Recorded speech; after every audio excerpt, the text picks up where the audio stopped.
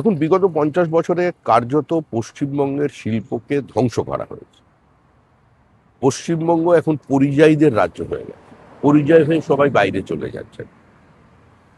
পার capital income আজকে সবচেয়ে নিচে এসে দাঁড়িয়েছে। এই অবস্থা থেকে আমাদের বেরিয়ে আসতে হবে। আমাদের মহারাষ্ট্র, কর্ণাটক, তামিলনাড়ুর সঙ্গে একই পংক্তিতে দাঁড়াতে হবে। প্রধানমন্ত্রী সোনার বাংলা তৈরির কথা বলেছেন। সোনার বাংলা আমরা তৈরি করব। আমাদের স্বপ্ন আছে এবং স্বপ্নকে বাস্তবায়িত করবার জন্য নির্দিষ্ট কর্মসূচি আছে, প্ল্যান আছে।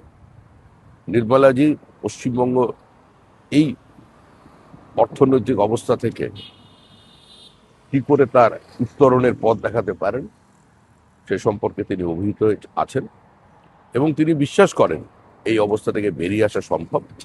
বাংলার শ্রীহীন অবস্থা থেকে রাজ্যকে বার করে আনা সম্ভব। তার জন্য যা করবার তিনি সেটা করবেন এবং প্রধানমন্ত্রী, অর্থমন্ত্রী, গৃহমন্ত্রী সবাই মিলে আমরা পশ্চিমবঙ্গের এই অবস্থা থেকে নিঃসন্দেহে আমরা অন্য জায়গায় পৌঁছে দিতে পারি। ফলো করুন টাইমস নাও খবর।